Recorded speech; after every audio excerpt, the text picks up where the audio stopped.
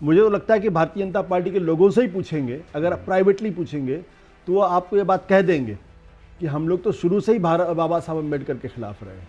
वो दरअसल संविधान विरोधी का रहा है, और संविधान विरोधी होने का मतलब साफ है कि आप बाबा साहब अम्बेडकर के विरोधी हैं। आरएसएस के उस वक्त के जो प्रमुख थे प्रोफेसर राजेंद्र सिंह, उन्होंने इंडियन एक्सप्रेस में लेख लिखा और लेख लिखकर ये कहा कि भारत का जो संविधान है इसको बदला जाना चाहिए। 2024 के चुनाव में अब आप देख रहे लल्लू सिंह हो या अनंत हेगड़े हो या अरुण गोविल हो, सारे आपके सांसद कैंडिडेट कह रहे हैं कि हमको 400 सीटें मिल जाए तो हम भारत का संविधान बदल देंगे। तो क्यों नहीं माना जाए कि अमित शाह ने जो कहा है वो उनका इंटेंट और उनकी जो मंशा थी वो मन में दरअसल वो भारतीय संविधान को एक्सेप्ट नहीं करते। नमस्कार। बाबा साहेब भीमराव अंबेडकर के मुद्दे पर पूरे संसद में हंगामा मचा हुआ है, संसद से लेकर सड़क तक। आज इस मुद्दे पर बात करेंगे वरिष्ठ पत्रकार आशुतोष से, और खास बात यह है कि आशुतोष न केवल वरिष्ठ पत्रकार हैं बल्कि हमारे बॉस भी रह चुके हैं, हम दोनों एक ही संस्थान में काम भी कर चुके हैं। आशुतोष जी बहुत बहुत स्वागत है आपका स्वतंत्र पर। बहुत बहुत शुक्रिया। आशुतोष जी, सबसे पहला सवाल तो यही कि 12 सेकंड की क्लिप है, पूरा भाषण किसी ने सुना नहीं, सिर्फ 12 सेकंड की क्लिप को लेकर के इतना हंगामा क्यों है बरपा? हमारे ख्याल से जो 12 सेकंड में निकली है बात वो अपने आप में ही इतनी आपत्तिजनक है, और उसमें इस तरीके से उन्होंने, सवाल इसका नहीं कि उन्होंने क्या बोला, सवाल है कि जिस तरीके से, जिस अंदाज से बोला है वो, अगर आप दलित नहीं हैं, अगर आप दलित और पिछड़े तबके से नहीं आते हैं तो आप शायद उस पीड़ा को समझ ही नहीं सकते। उसमें जो हिकारत दिखाई पड़ रही है, मतलब आप कह रहे हैं कि अम्बेडकर अम्बेडकर अम्बेडकर अम्बेडकर अम्बेडकर, अरे इतनी बार तो भगवान का नाम लिए होते तो क्या कहना चाहते हैं आप? तो वो जो टोन है उनका, जिस तरीके से उन्होंने बोला है वो वाकई में आपत्तिजनक है। और मैं बार बार इस बारे में कहता हूं कि हम सब लोग शायद उस पीड़ा को नहीं समझ सकते जो 2-2.5 हज़ार साल तक जिन लोगों ने उस पीड़ा को झेला है, जिनको इंसान नहीं समझा गया है, और उनके सबसे बड़े आइकॉन को अगर आप इस तरीके से करेंगे तो वो नाराज भी होंगे, गुस्सा भी होंगे और इस पर राजनीति भी होगी। लेकिन 12 सेकंड की क्लिप के आधार पर और उनके लहजे के आधार पर कि शब्द के क्या लहजे थे, किसी की नीयत की, क्या वो दलित विरोधी है या नहीं है, दलित विरोधी, दलित समर्थक, ये कैसे अंदाजा लगाया जा सकता है? और बीजेपी कह रही है कि जितने भी बाबा साहेब अम्बेडकर से जुड़े हुए कार्यक्रम है, उनकी प्रतिमा का इतनी चीजें केंद्र सरकार ने किया तो जितना कांग्रेस ने कभी अपने पूरे कार्यकाल में नहीं किया होगा। मुझे तो लगता है कि भारतीय जनता पार्टी के लोगों से ही पूछेंगे, अगर प्राइवेटली पूछेंगे तो वो आपको ये बात कह देंगे कि हम लोग तो शुरू से ही बाबा साहब अम्बेडकर के खिलाफ रहे हैं। देखिए सवाल क्या है, सवाल इस बात को लेकर यह कि बाबा साहब अम्बेडकर और संविधान को लेकर भारतीय जनता पार्टी और आरएसएस की जो पूरी भूमिका रही है, जो पूरा अतीत रहा है, वो दरअसल संविधान विरोधी का रहा है। और संविधान विरोधी होने का मतलब साफ है कि आप बाबा साहब अम्बेडकर के विरोधी हैं। और इसलिए चाहे जब भारत का संविधान बना 26 नवंबर 1949 को उसको अडॉप्ट किया गया, उसके 4 दिन के बाद माफ करेगा, जो उनकी जो पत्रिका है उसमें बाकायदा गोलवलकर ने लिखा कि इसमें भारत की तो आत्मा ही नहीं है, इससे भारत सब कुछ तो आयातित है, और ये एक तरीके से अपशकुन है। और उसके बाद एक भी ऐसा मौका नहीं मिला है जब बीजेपी और आरएसएस के लोगों ने भारत के संविधान को नकार न किया हो। आप गोलवलकर के तो तमाम बयान उसके पढ़े हुए हैं। आप 1993 में आ जाइए, क्योंकि बहुत सारे लोग कहते हैं गोलवलकर ने तब कहा था, तब की सामाजिक पृष्ठभूमि अलग थी, ऐतिहासिक पृष्ठभूमि अलग थी, और उसको अब आप क्यों जोड़ते हैं? तो उसका एक तर्क तो ये कि तब आप नेहरू जी के पास क्यों चले जाते हैं और गांधी जी के पास, नेहरू सबसे बड़े सेवियर बनते हैं। हाँ, तो आप नेहरू जी के पास चले जाते हैं। यहां तक कि 1993 में आरएसएस के उस वक्त के जो प्रमुख थे प्रोफेसर राजेंद्र सिंह, उन्होंने इंडियन एक्सप्रेस में लेख लिखा और लेख लिखकर ये कहा कि भारत का जो संविधान है इसको बदला जाना चाहिए। मार्च 2000 में जब सुदर्शन जी से पूछा गया इंटरव्यू में, वो भी आरएसएस के प्रमुख थे, कि भारत का संविधान आपको स्वीकार है? उनका नहीं स्वीकार है। यहां तक कहा कि this has to be scrapped जी। ये बात 2007 में भी इसी बात को दोहराते हैं। 2015 में विधानसभा के चुनाव के दौरान मोहन भागवत खुद कहते हैं भारत के संविधान को रिव्यू करना चाहिए। और अभी हाल तक 2023 में मिंट में लेख लिखा, जो प्रधानमंत्री के इकोनॉमिक एडवाइजरी काउंसिल के चेयरमैन रहे हैं विवेक डेबरॉय, कि ये संविधान नया होना चाहिए। इनके जो दूसरे सदस्य हैं, जो नीति आयोग के सदस्य हैं, वो कहते हैं कि भारत में टू मच डेमोक्रेसी है। तो कौन इनकी बातों को यकीन करेगा? चलो 1949 में मान लेते, फौरी प्रतिक्रिया थी, लोगों ने मान लिया, गलती हो गई। आज तक आपने या तो अपनी गलती के लिए प्रायश्चित करिए, माफी मांगिए कि हाँ हमसे गलती हुई, हम भारत के संविधान को एक्सेप्ट करते। अब आप जब 2024 के चुनाव में अब आप देख रहे लल्लू सिंह हो या अनंत हेगड़े हो या अरुण गोविल हो, सारे आपके सांसद कैंडिडेट कह रहे हैं कि हमको 400 सीटें मिल जाए तो हम भारत का संविधान बदल देंगे। तो क्यों नहीं माना जाए कि अमित शाह ने जो कहा है वो उनका इंटेंट और उनकी जो मंशा थी वो मन में दरअसल वो भारत के संविधान को एक्सेप्ट नहीं करते। और दूसरी बात जिसको हम समझनी पड़ेगी कि अगर भारतीय जनता पार्टी हिंदू राष्ट्र बनाना चाहती है तो हिंदू राष्ट्र तो भारत के संविधान की लाश पर ही बन सकती है। हिंदू राष्ट्र और भारत का संविधान दोनों एक साथ नहीं चल सकते हैं, क्योंकि बाबा साहब अंबेडकर ने खुलकर कहा था कि हिंदू राष्ट्र एक महाविपत्ति है और भारत में हर हालत में इसको आने से रोकना पड़ेगा, रोकना चाहिए। हिंदू राष्ट्र की आप बात कर रहे हैं, लेकिन बीजेपी का कहना है कि कभी उनके किसी बड़े नेता ने या सरकार के किसी बड़े मंत्री ने इस तरीके की बात नहीं की गई। ये केवल एक भ्रांति फैलाने की कोशिश की जाती है जो लोकसभा चुनाव में भी फैलाई गई कि संविधान बदल दिया जाएगा। और प्रधानमंत्री जिस तरीके से आपने देखा कि जब सरकार नहीं बनी, संसद भवन में भी संविधान को एकदम उन्होंने उसको प्रणाम किया, तो बोले संविधान के सबसे बड़े रक्षक तो हम ही लोग हैं। बीजेपी की तरफ से ये कहा जाता है। जब भारतीय जनता पार्टी ये कहती तो बहुत सारे लोगों को हंसने का मन करता है, मुझे भी हंसने का मन करता है कि काश इतनी मासूमियत बीजेपी में कहां से आ जाती है। भारतीय जनता पार्टी के एक बड़े नेता थे जिनका नाम था दीनदयाल उपाध्याय। 1965 में पुणे में उन्होंने एक व्याख्यानमाला की। 4 दिन की व्याख्यानमाला में तीसरे दिन जब वो बोल रहे थे इंटीग्रल ह्यूमनिज्म पे, तब उन्होंने साफ तौर पे कहा था कि भारत का जो संविधान है यह भारत की एकता और अखंडता के खिलाफ है। वो भारत में जो फेडरलिज्म है इसके खिलाफ है और वो चाहते हैं कि भारत एक धर्म राज्य बने। और उस इंटीग्रल ह्यूमनिज्म को भारतीय जनता पार्टी ने 1985 में अपना ऑफिशियल डॉक्यूमेंट एक्सेप्ट किया है, अडॉप्ट किया है उसको। तो आज की तारीख में वो भारतीय जनता पार्टी की लिखित में विचारधारा है। या तो इंटीग्रल ह्यूमनिज्म सही है या फिर आज अमित शाह और नरेंद्र मोदी का कहा हुआ बयान सही है। दोनों एक साथ नहीं हो सकते। अगर आप इंटीग्रल ह्यूमनिज्म को मानते हैं, इसका मतलब आप ये मानते हैं कि भारत का जो संविधान है भारत की एकता और अखंडता के खिलाफ है। तो हाथ कंगन को आरसी क्या, आज भारतीय जनता पार्टी खड़ी हो जाए और वो कह दे कि वो दीनदयाल उपाध्याय के इंटीग्रल ह्यूमनिज्म को नहीं मानती है, उसको रिजेक्ट करती है, और ये कह दे कि उनका उद्देश्य जो है वो हिंदू राष्ट्र बनाना नहीं है बल्कि भारत के संविधान में पूरी आस्था हमारी है और अब हम कभी हिंदू राष्ट्र के लिए काम नहीं करेंगे। तो जिस हिंदू राष्ट्र के बारे में बात करते हुए गोलवलकर कहते हैं कि यहाँ पे मुसलमानों को हिंदुओं की इच्छा पर रहना पड़ेगा, उनकी मंशा पर रहना पड़ेगा, और अगर रहेंगे तो फिर उनके जो है उनके सिविल राइट्स भी नहीं होंगे, उनके पॉलिटिकल राइट्स भी नहीं होंगे। ये ऑफिशियल डॉक्यूमेंट है। क्यों नहीं कहते कि पश्चाताप करते? क्या आपको लगता है कि ये नहीं कह सकते ओपनली कि हम हिंदू राष्ट्र की अवधारणा में विश्वास नहीं रखते? ऐसा नहीं बोल सकते? भारतीय जनता पार्टी का जन्म ही हिंदू राष्ट्र को पैदा करने के लिए हुआ है। भारतीय जनता पार्टी जिस दिन ये कहेगी कि हिंदू राष्ट्र नहीं चाहती है, नहीं बनाना चाहती है, उस दिन भारतीय जनता पार्टी नहीं रहेगी। उस दिन आरएसएस नहीं रहेगा। आरएसएस का जन्म ही हुआ हिंदू राष्ट्र बनाने के लिए, क्योंकि वो कहते हैं कि भाई हम इतने सालों तक पहले मुसलमानों के गुलाम रहे, फिर अंग्रेजों को गुलाम रहे, क्योंकि हिंदू एक नहीं था। हम हिंदुओं को एक करने के लिए आए हैं, और हिंदू एक कब होगा? जब हिंदू राष्ट्र बनेगा। तो बीजेपी हिंदू राष्ट्र से अलग हो ही नहीं सकती। इसलिए बीजेपी का ये ढोंग है, पाखंड है, और दोनों को साथ लेकर चलने की बात करती है। इसलिए जब प्रधानमंत्री जी चुनाव के दौरान कहते हैं कि बाबा साहब अंबेडकर भी आ जाएं तो संविधान को नहीं बदल सकते, तो उनकी बात का कोई यकीन नहीं करता, और 2 से 40 सीटें आके लोगों ने बता दिया कि हमें आपकी बातों पर यकीन नहीं है। दूसरी बात क्या है कि देखिए, दलित तबके की जो पीड़ा है, जो पिछड़े वर्ग की जो पीड़ा है, ये वही वर्ग समझ सकता है। सवर्ण वर्ग इसको कभी नहीं समझ सकता, उस दर्द को समझ ही नहीं सकता। इसलिए उसका जो अफिलिएशन है बाबा साहब के साथ और उसका जो संविधान के साथ जो जुड़ाव है वो बहुत अकाट्य है। इतनी आसानी से बीजेपी पर यकीन नहीं करेगा। आपने 240 की बात की।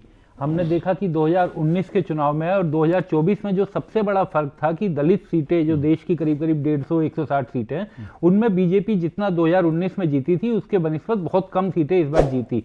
तो क्या वही चिंता केवल इसके पीछे है, या बाबा साहब के प्रति सम्मान भी थोड़ा बहुत कारण हो सकता है? नहीं, बेसिक बात यह है कि जब इन 400 की सीटों की बात की गई और इनके सांसदों ने जिस तरीके से कहा कि हम भारत का संविधान बदल देंगे, तो हिंदुस्तान के अंदर हर वो शख्स जो भारत के संविधान को मानता है, जो भारत के संविधान की कस्में खाता है, उसको बीजेपी की मंशा पे शक होना स्वाभाविक है। उसमें दलितों और पिछड़ों का नाराज होना, गुस्सा होना जायज़ है। और ये काम या ये बात बीजेपी जितनी जल्दी समझ जाए उतना ही बेहतर है। जब जब इस देश के अंदर संविधान पे चर्चा होगी, जब जब इस देश के अंदर बाबा साहब अम्बेडकर पे चर्चा होगी, तब तब बीजेपी को नुकसान होगा। बीजेपी ने खामखा इस बार अपने पैर में कुल्हाड़ी मारी है इस मसले में कूद के। आप कह रहे हैं पैर पे कुल्हाड़ी मारी है, लेकिन अमित शाह जी का जो बयान आया गृह मंत्री जी का, उसके बाद प्रधानमंत्री का ट्वीट आया अगले दिन, उसके बाद अमित शाह जी खुद प्रेस कॉन्फ्रेंस करते हैं, सरकार के तमाम मंत्री इस मामले में बयान दे रहे हैं। तो ये जिस तरीके से अपनी बात का बचाव किया जा रहा है, उसे सही ठहराया जा रहा है, उसे किस तरीके से देखा जाए? ये दरअसल अंदर का गिल्ट है, एक अपराध बोध है। उनको समझ में आ गया कि अगर जो अमित शाह ने बोला है, अगर इसका फौरन प्रतिवाद नहीं किया गया और फौरन अगर इस पर सफाई नहीं दी गई तो बहुत ज़बरदस्त नुकसान होगा। आपने कभी देखा पिछले 10 सालों के अंदर भारतीय जनता पार्टी की सरकार, नरेंद्र मोदी की सरकार कभी अपने बयान पे वापस चली जाए? कभी आपने देखा? इक्का दुक्का उदाहरण छोड़ दीजिए। लेकिन जिस तरीके से संसद में इसको मुद्दा बना, संसद में मुद्दा बनने के बाद अगले बार सुबह इन्होंने राहुल गांधी पर हमले करने की कोशिश की, फिर इनको समझ में आ गया कि अब ये हमले से काम नहीं चलेगा, इसलिए आनंद फानन में देर रात अमित शाह को पार्टी अध्यक्ष के साथ बैठ के प्रेस कॉन्फ्रेंस करनी पड़ी। यानी कहीं ना कहीं अंदर एक रियलाइजेशन है कि नुकसान हो, इससे बहुत नुकसान नहीं, बहुत नुकसान होगा। और आज मैं आपसे कह रहा हूं, अमित शाह की आने वाले भविष्य की राजनीति पर इसका जबरदस्त नुकसान पड़ेगा। बीजेपी को तो जो नुकसान होगा सो होगा, अमित शाह की आने वाली राजनीति पर भी नुकसान होगा। अब उनकी जब भी तस्वीर आएगी, हमेशा उनकी तस्वीर बाबा साहब अंबेडकर के विरोधी के तौर पर उनकी तस्वीर आएगी, और जब जब बाबा साहब अंबेडकर के विरोधी की तस्वीर आएगी, तब तक दलित विरोधी की उनकी तस्वीर आएगी। मैं इससे ज़्यादा नहीं कहना चाहता, लेकिन अमित शाह बहुत ही महत्वाकांक्षी व्यक्ति हैं और बहुत लंबी छलांग लगाना चाहते थे, लेकिन इस एक गलती की वजह से उनकी उस लंबी छलांग में बहुत ज़बरदस्त तरीके से कमी आ सकती है। आशुतोष जी, एक सवाल ये उठता है कि बार बार ये कहा जाता है कि जब भी इस तरीके का कोई मुद्दा आता है और बीजेपी पर दलित विरोधी या संविधान विरोधी होने का आरोप लगाया जाता है, तो बीजेपी की तरफ से सबसे बड़ा डिफेंस यही होता है कि आज़ादी के बाद या उस समय, उस पूरे दौर में जिस तरीके का कांग्रेस के बड़े नेताओं, खासकर नेहरू और बाकी जो डिफरेंसेस रहे थे, वो डिफरेंसेस ऑफ ओपिनियन भी हो सकते हैं, लेकिन उसको दिखाया जाता है कि वो एक साजिश के तहत बाबा साहिब के खिलाफ कार्रवाई की गई थी उस समय। तो ये क्या कांग्रेस उस समय की अपनी गलतियों से, बीजेपी हालांकि इसे पाप कहती है, लेकिन क्या उस समय की गलतियों से कांग्रेस भी बच सकती है? क्या इससे बड़ा पाप हो सकता है कि जो संविधान बाबा साहब अम्बेडकर ने बनाया था उसको गोलवलकर 4 दिन के बाद कह रहे हैं कि इसमें तो भारत की आत्मा ही नहीं है, इसको तो हिंदू स्वीकार नहीं करेगा अपशकुन? क्या इससे बड़ा अपमान कोई कर सकता है बाबा साहब अम्बेडकर को, भारत के संविधान का? देखिए, आज़ादी की लड़ाई जिन लोगों के हाथों में थी वो बहुत ही महान लोग थे, उनका दिल बहुत बड़ा था। बाबा साहब अम्बेडकर ने पूरी आज़ादी की लड़ाई में महात्मा गांधी का और कांग्रेस का जम के विरोध किया। वो कांग्रेस में नहीं थे, जमकर विरोध किया उन्होंने। लेकिन जब सरकार बनाने की बात आई, जब संविधान बनाने की बात आई, तो उन्हीं महात्मा गांधी, जवाहरलाल नेहरू, राजेंद्र प्रसाद, सरदार पटेल, इन लोगों ने मिलकर तय किया कि बाबा साहब अम्बेडकर से बेहतर इस संविधान की ड्राफ्टिंग कोई नहीं कर सकता, कोई नहीं कर सकता। तब बाबा साहब अम्बेडकर को कॉन्स्टिट्यूएंट असेंबली में लाने की कोशिश हुई। उस वक्त बाबा साहब अम्बेडकर जो है वो बंगाल की कॉन्स्टिट्यूएंसी के साथ से चुनकर आए थे। वो कॉन्स्टिट्यूएंसी बांग्लादेश में चली गई थी। तब मुंबई में या बॉम्बे में उस वक्त था, वहां पर एक सदस्य का इस्तीफा कराया गया और वहां से बाबा साहब अम्बेडकर को चुनाव का चयन करवा के कॉन्स्टिट्यूएंट असेंबली का मेंबर बनाया गया। न केवल मेंबर बनाया गया बल्कि उनको लॉ मिनिस्टर बनाया गया और ड्राफ्टिंग कमेटी का चेयरमैन बनाया गया।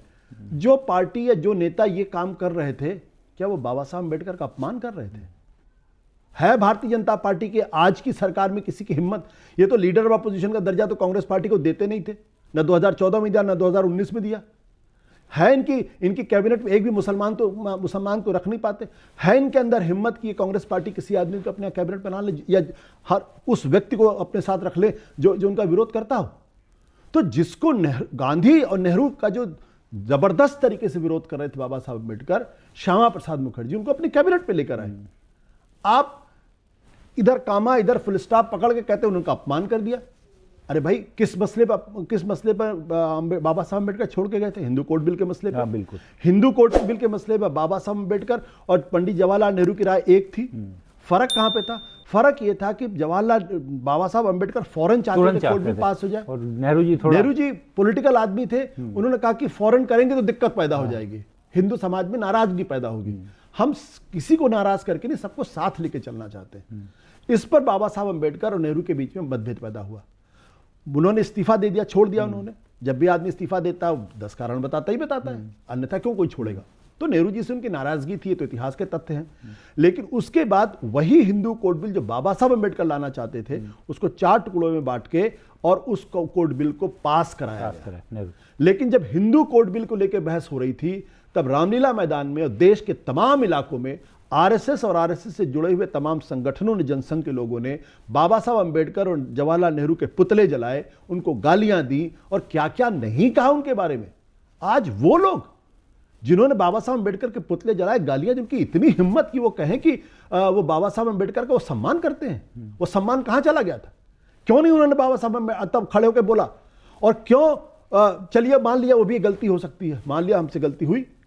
1990 में जब विश्वनाथ प्रताप सिंह ने इनको भारत रत्न दिया, एक उदाहरण बीजेपी के लोग बता दें या जनसंघ के लोग बता दें या आरएसएस के लोग बता दें जब इन्होंने बाबा साहब अंबेडकर को भारत रत्न देने की मांग की हो। लेकिन कहते हैं हमारा पूरा साथ था, इनका कोई लेना देना नहीं था उसमें।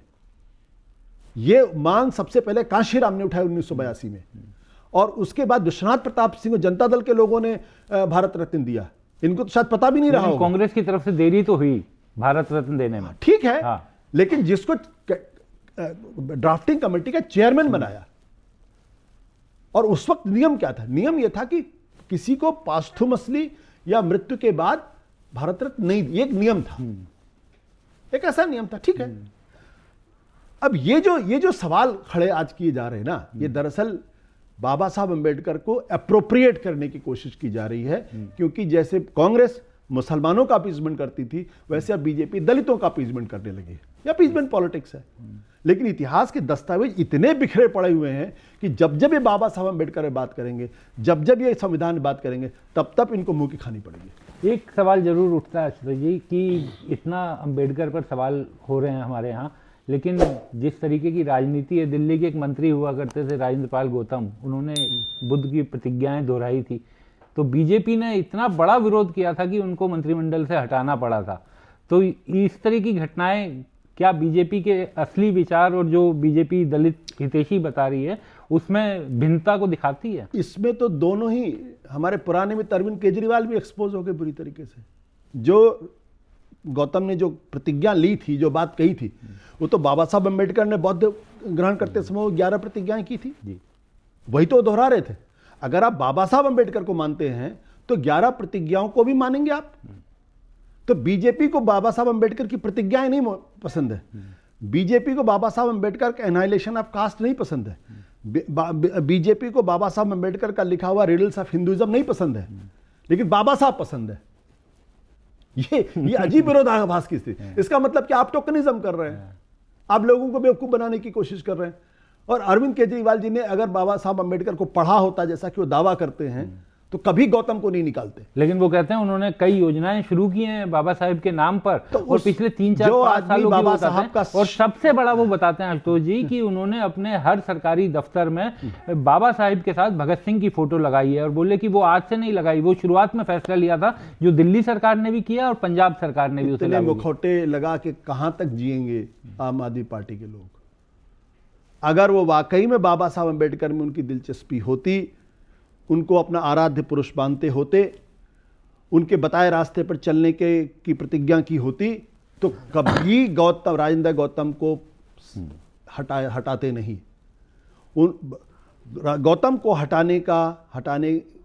हटाया यही इस बात में पूरी तरीके से सिद्ध कर देता है कि अरविंद केजरीवाल और आम आदमी पार्टी की बाबा साहब अंबेडकर में और उनके दर्शन में कोई आस्था नहीं है। या तो वो बिल्कुल पढ़े नहीं है जी, अगर पढ़े होते तो उनको पता होता कि जो गौतम जो बात कह रहे हैं वो बाबा साहब अंबेडकर की प्रतिज्ञाएं हैं। एक बस अंतिम सवाल आशुतोष जी, कल ये सब वाद विवाद सब संसद में होता है, सामान्य बात है, लेकिन जिस तरीके का दृश्य पूरे देश ने कल देखा संसद में, मारपीट, हाथापाई जैसी नौबत आ गई।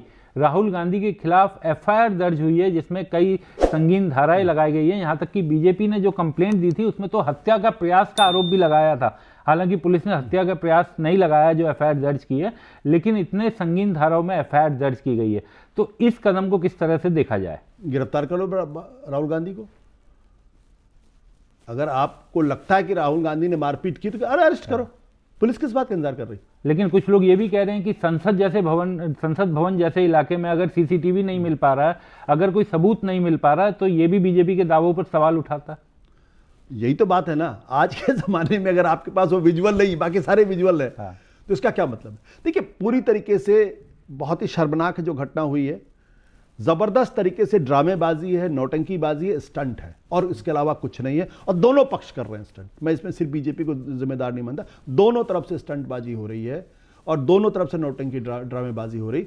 दिक्कत क्या है कि हमारे आज की संसद के अंदर बड़े बड़े पदों पर इतने छोटे छोटे लोग बैठ गए हैं कि जिनको ना तो संविधान की समझ है, न संविधान की मर्यादा की समझ है, न संसद की गरिमा का सवाल है, और वहां पे संसद भी अब मारपिटाई का अड्डा बन गई है।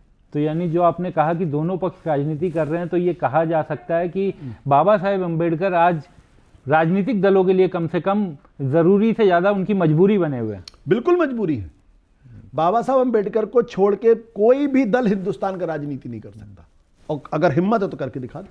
बहुत बहुत शुक्रिया। हमारे चैनल को कृपया लाइक करें, सब्सक्राइब करें और अपने साथियों से भी जरूर करवाएं।